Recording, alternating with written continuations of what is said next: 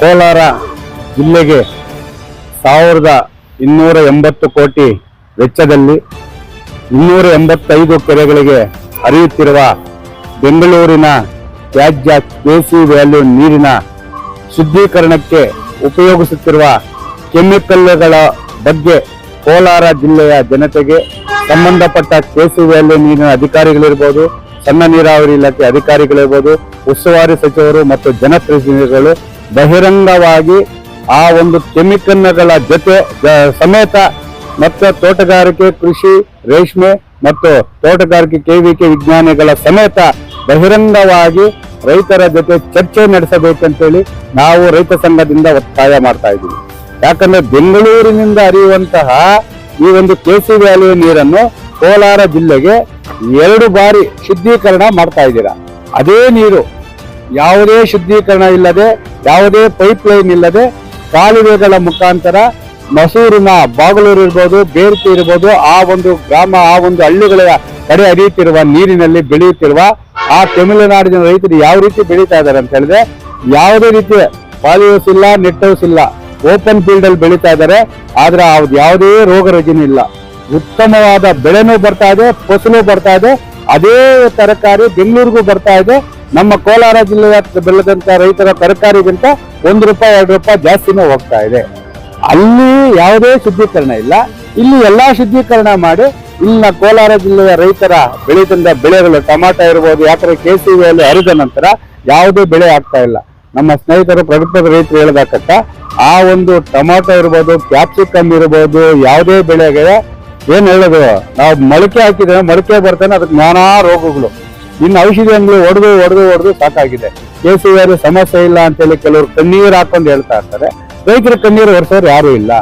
ಸಂಬಂಧಪಟ್ಟ ಅಧಿಕಾರಿ ಕೇಳಿದ್ರೆ ಕೆಸಿ ವ್ಯಾಲ್ಯೂ ಸಮಸ್ಯೆ ಇಲ್ಲ ಅಂತ ಹೇಳಿದ್ರೆ ಇನ್ನೊಂದು ಭೂಮಿ ಸಮಸ್ಯೆನಾ? ಇಲ್ಲ ರೈತರು ಉಪಯೋಗಿಸುವಂತಹ ತಂತ್ರಜ್ಞಾನನ ರೈತರಿಗನ್ನ ಬುದ್ಧಿವಂತರು ಯಾರೂ ಇಲ್ಲ. ಆದ್ರೆ ಪಕ್ಕದ ತಮಿಳುನಾಡಿಗೆ ಕೋಲಾರ ಜಿಲ್ಲೆಯ ರೈತರಿಗೆ ವ್ಯತ್ಯಾಸ ಏನು?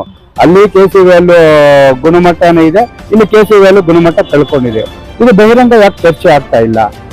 ಯಾಕೆ ಚರ್ಚೆ ನಾವು ಆಹ್ವಾನ ಮಾಡ್ತಾ ಇದೀರಿ. ಈಗ ತಮಿಳುನಾಡಿಗೆ ಹೋಗೋಣ, ಕೋಲಾರ ರೈತರನ್ನ ಕರ್ಕೊಳ್ಳಿ, ಜನಪ್ರತಿನಿಧಿಗಳು ಬರ್ಲಿ. ಎತ್ತಿನ ಹೊಳೆ ಎಲ್ಲೋ ಇರೋದಕ್ಕೆ ಹೋಗಿ 100,000 ಕೋಟಿ ರೂಪಾಯಿ ನಾವು 1,000 ಕೋಟಿ ಖರ್ಚು ಮಾಡ್ತೀವಿ ಅಂತ ಹೇಳೋದಲ್ಲ. ಪಕ್ಕದಲ್ಲಿ ತಮಿಳುನಾಡಿಗೆ ಹೋಗೋಣ, ಅಲ್ಲಿ ವೀಕ್ಷಣೆ ಮಾಡೋಣ. ಅಲ್ಲಿ ರೈತರ ಸಮಸ್ಯೆ ಏನಿದೆ ಅಂತ ಮಾಡೋ. ಅಲ್ಲಿ ಒಂದೇ ಒಂದು ಬೆಳೆಗೆ ಒಂದು ರೋಗ ಇಲ್ಲ. ಅದು ಇಲ್ಲಿ 101 ರೋಗಗಳು. ಎಷ್ಟು ರೋಗಗಳಿದೆ ಅಂತೇಳಿ ನಾವು ಹೇಳ್ಕೊಳಕ್ಕಾಗಲ್ಲ, ಅಷ್ಟು ರೋಗಗಳಿದೆ. ಟೊಮೆಟೊ ಬೆಳೆಯಕ್ಕಾಗ್ತಲ್ಲ, ಕ್ಯಾಪ್ಸಿಕಮ್ ಬೆಳೆಯಕ್ಕಾಗ್ತದೆ, ಹೂ ಬೆಳೆಯಕ್ಕಾಗ್ತದೆ, ಕ್ವಾಲಿಟಿ ಇಲ್ಲ, ಮಾರ್ಕೆಟ್ ರೇಟ್ ಇಲ್ಲ. ಇನ್ನು ಕೇಳಿದ್ರೆ ಇಲ್ಲಿನ ಜನಗಳು ಕೆಸಿ ವ್ಯಾಲ್ಯೂ ಪ್ರಾಬ್ಲಮ್ ಇಲ್ಲ, ರೈತರ ಕೃಷಿ ಜಮೀನು ಪ್ರಾಬ್ಲಮ್ ಇಲ್ಲ. ಇನ್ನೇನು ಸಮಸ್ಯೆ ಇದೆ? ನಾವು ಕೇಳ್ತಾ ಇದ್ದೀವಿ ಸಂಬಂಧಪಟ್ಟ ಎಲ್ಲಾ ಇಲಾಖೆ ಅಧಿಕಾರಿಗಳಿಗೆ ಕೆಸಿ ವ್ಯಾಲ್ಯೂ 2ನೇ ಹಂತದ ಶುದ್ಧೀಕರಣ ಏನ್ ಮಾಡ್ತಾ ಇದ್ರ, ಆ ಶುದ್ಧೀಕರಣಕ್ಕೆ ನೀವು ಉಪಯೋಗಿಸುವ ಕೆಮಿಕಲ್ ಅನ್ನು ಬಹಿರಂಗವಾಗಿ ರೈತರ ಜೊತೆ ಸಮರ್ಪಕವಾಗಿ ಚರ್ಚೆ ಆಗ್ಲೇಬೇಕು. ಇಲ್ಲವಾದರೆ ರೈತರೇ ಕಾನೂನನ್ನು ಕೈಗೆತ್ತಿಕೊಳ್ಳುವ ಕಾಲ ದೂರ ಇಲ್ಲ.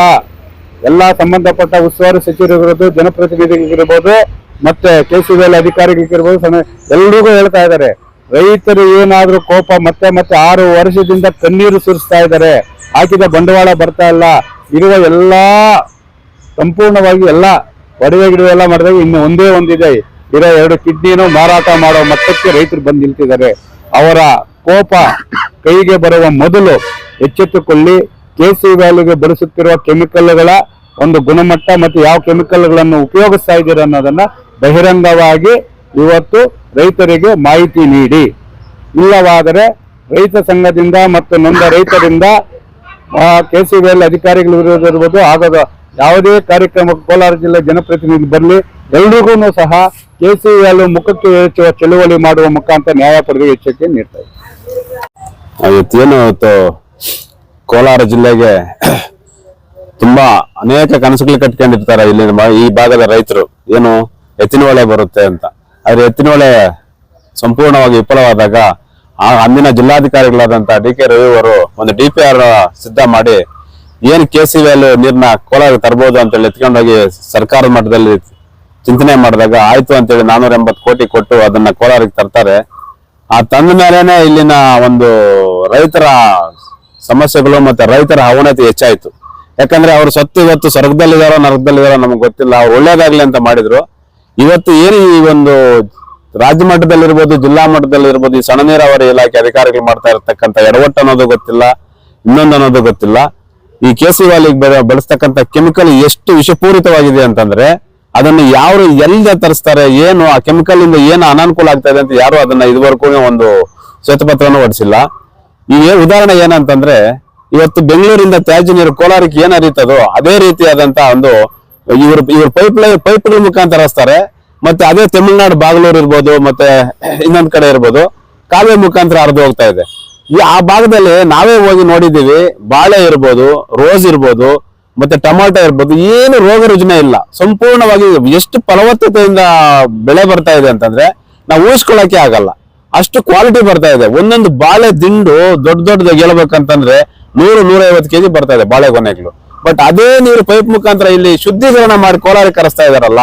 ಕೋಲಾರ ಜಿಲ್ಲೆನಲ್ಲಿ ಯಾರು ಟೊಮಾಟೊ ಬೆಳೀತಾ ಇದಾರೆ, ಯಾರು ಬಾಳೆ ಬೆಳೀತಾ ಇದಾರೆ, ಯಾರು ರೋಸ್ ಬೆಳೀತಾ ಇದಾರೆ, ಯಾರು ಕ್ಯಾಪ್ಸಿಕಮ್ ಬೆಳೀತಾ ಇದಾರೆ, ಬೆಳೆದ ತಕ್ಷಣ ಅದೇನೋ ಹೇಳ್ತಾರಲ್ಲ, ಹುಟ್ಟಿದ ಮಗು ಬಿತ್ತನೆ ಮಾಡ್ತೀವಿ, ನಾಟಿ ಮಾಡಿದ ತಕ್ಷಣನೇ ಅದಕ್ಕೆ ರೋಗ ಸ್ಟಾರ್ಟ್ ಆಗುತ್ತೆ.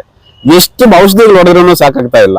ಅದರಿಂದ ಏನ್ ರೈತರು ಎಷ್ಟು ನೆಲ ಕಚ್ಚೋಗಿದ್ದಾರೆ ಅಂತಂದ್ರೆ ಅಷ್ಟು ಪಾತಾಳಕ್ಕೆ ಹೋಗಿದ್ದಾರೆ. ಇನ್ನು ಕೋಲಾರ ಜಿಲ್ಲೆನಲ್ಲಿ ಟೊಮಾಟೊ ಆಗ್ಬೋದು, ಕ್ಯಾಪ್ಸಿಕಮ್ ಆಗೋದು ಯಾರು ಬೆಳೆಯಕ್ ಆಗೋದಿಲ್ಲ, ದುಡ್ಡು ಮಾಡಕ್ಕೂ ಆಗೋದಿಲ್ಲ. ಈಗಾಗಲೇ ರೈತರು ಆಲ್ಮೋಸ್ಟ್ ಸುಮಾರು 10 ಲಕ್ಷ, 20 ಲಕ್ಷ, 50 ಲಕ್ಷ ಸಾಲಗಳು ಮಾಡ್ಕೊಂಡು ಬಡ್ಡಿಗಳು ಕಟ್ಟಿ ಸಾಯ್ತಾ ಇದಾರೆ. ಇಡೀ ರೈತರ ಮನೆಯಲ್ಲಿ ಏನ್ ಅವತ್ತು ಸಂಪಾದನೆ ಮಾಡಿ ಇಟ್ಕೊಂಡಿರ್ತಾರೆ ಬಂಗಾರ ಎಲ್ಲ ಮುತ್ತೂಟ್ ಫೈನಾನ್ಸ್ಗಳಲ್ಲಿ, ಬ್ಯಾಂಕ್ಗಳಲ್ಲೇ ಇದೆ. ಇದುವರೆಗೂ ಯಾರ ಮನೆಯಲ್ಲೂ ಬಂಗಾರನೇ ಇಲ್ಲ, ಎಲ್ಲ ಮುತ್ತೂಟ್ ಫೈನಾನ್ಸ್ ಅಲ್ಲೇ ಇದೆ. ಯಾಕಂತಂದ್ರೆ ಏನೋ ಮಾಡ್ಬೇಕು. ಇವತ್ತು ರೈತ 1-2 ಎಕರೆ ಇದೆ ಅಂದ್ರೆ ಏನೋ ಮಾಡಿದ್ರೆ ನನ್ನ ಮುಂದಿನ ಪೀಳಿಗೆಗೋ ಅಲ್ಲ ನನ್ನ ಮಕ್ಕಳ ಭವಿಷ್ಯಕ್ಕೂ ಆಗ್ಲಿ ಬೆಳೆ ಮಾಡೋಣ ಅಂತ ಹೇಳ್ಬಿಟ್ಟು ಒಂದು ಮಾಡಕ್ ಹೋದ್ರೆ ಎಲ್ಲ ನೆಲ ಕಚ್ತಾ ಇದೆ, ಎಲ್ಲ ಮೇಲೆ ಬರ್ತಾ ಇದೆ. ಇದಕ್ಕೆ ನಿಜವಾದ ಕಾರಣ ಏನಂತಂದ್ರೆ ಕೇಸಿ ವ್ಯಾಲಿ ನೀರು ಬಂದ ಮೇಲೆ ಕೋಲಾರ ಜಿಲ್ಲೆಗೆ ಅವನತಿ ಸ್ಟಾರ್ಟ್ ಆಗಿದೆ.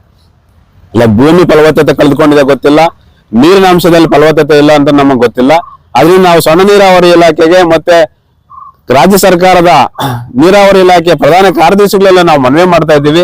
ಏನಂತಂದ್ರೆ, ನೀವು ಇವತ್ತು ಕೇಸಿ ವ್ಯಾಲಿಗೆ ಏನ್ ಕೆಮಿಕಲ್ ಬಳಸಿ ನೀವು ನಮಗೆ ಫಿಲ್ಟರ್ ಮಾಡಿ ಈ ಕಡೆ ಕಳಿಸ್ತಾ ಇದೀರೋ, ಅದಕ್ಕೆ ಏನ್ ಕೆಮಿಕಲ್ ಯೂಸ್ ಮಾಡ್ತಾ ಇದೀರೋ ಅದನ್ನ ಮತ್ತೆ FSL ಮತ್ತೆ ಲ್ಯಾಬ್ಗಳಿಗೆ ಕಳಿಸಿ ಇನ್ನೂ ಒಂದ್ಸಾರಿ ಟೆಸ್ಟ್ ಮಾಡಿ ಅದರಿಂದ ಏನ್ ತೊಂದರೆ ಆಗ್ತಾ ಇದೆ ಅಂತ ಹೇಳ್ಬಿಟ್ಟು ಇಡೀ ನಮ್ಮ ಕೋಲಾರ ಜಿಲ್ಲೆ ರೈತರಿಗೆ ನೀವು ಅದನ್ನ ಬಹಿರಂಗವಾಗಿ ಸ್ಪಷ್ಟಪಡಿಸಬೇಕು. ಮತ್ತೆ ಅದೇ ರೀತಿ ಏನು ಇವತ್ತು ನಾವು ಪದೇ ಎಲ್ಲ ಸಭೆಗಳಲ್ಲಿ ಹೇಳ್ತೀವಿ, ಎಲ್ಲಾ ಮೀಟಿಂಗ್ಗಳಲ್ಲಿ ಹೇಳ್ತೀವಿ, ನಾವೇ ರೈತ ಸಂಘನೇ ಅಲ್ಲ, ಇಡೀ ಕೋಲಾರ ಜಿಲ್ಲೆನಲ್ಲಿರೋ ಸಂಘಟನೆಗಳೆಲ್ಲ ಹೇಳ್ತಾ ಇದಾರೆ ಮೂರನೇ ಶುದ್ಧೀಕರಣ ಮಾಡಿ ಅಂತ. ಇದುವರೆಗೂ ಸರ್ಕಾರನೂ ತಲೆ ಕೆಡಿಸ್ಕೊಂತ ಇಲ್ಲ. ಇಲ್ಲಿರ್ತಕ್ಕಂಥ ಜನಪ್ರತಿನಿಧಿಗಳಿಗೆ ಉರುವೇ ಬೇಕಾಗಿಲ್ಲ. ಅವ್ರಿಗೆ ಯಾವ ಎಲೆಕ್ಷನ್ ಬರುತ್ತೆ ಫಂಡ್ ಮಾಡೋಣ, ಯಾವ ಕೆರೆ ಬರುತ್ತೆ, ಯಾರು ನಮ್ಮ ಹಿಂಬಾಲಕರು ಯಾರು ಕೆರೆಗಳನ್ನ ಒತ್ತುವರಿ ಮಾಡ್ಕೊಂಡಿದ್ದಾರೆ ಅವ್ರಿಗೆ ಖಾತೆ ಮಾಡ್ಸೋಣ, ಇದರಿಂದಾನೇ ಬಿದ್ದಿರ್ತೇವೆ. ರೈತ ಕುಲ ಉಳಿಲಿಲ್ಲ ಅಂತಂದ್ರೆ ಮುಂದೆ ಮನುಷ್ಯ ಕುಲನೇ ನಾಶ ಆಗುತ್ತೆ. ಕೋಲಾರ ಜಿಲ್ಲೆಯ ಮೊದಲ ಕಾಲಕ್ಕೆ ಚಿನ್ನ, ರೇಷ್ಮೆ ಇದೆಲ್ಲ ಬೆಳೆದು ಹಾಲು ಬೆಳೆದು ಇಡೀ ದೇಶಕ್ಕೆ ರಾಜ್ಯಕ್ಕೆ ಕೊಡ್ತಾ ಇದ್ರು. ಇವತ್ತು ಎಷ್ಟು ಆಗಿದೆ ಅಂದ್ರೆ ಇಡೀ ದೇಶದಲ್ಲಿ ಕೋಲಾರ ಜಿಲ್ಲೆ ಅಂದ್ರೆ ನಾಮಾವಶೇಷ ಆಗೋ ಕಾಲ ಹತ್ರ ಬರ್ತಾ ಇದೆ.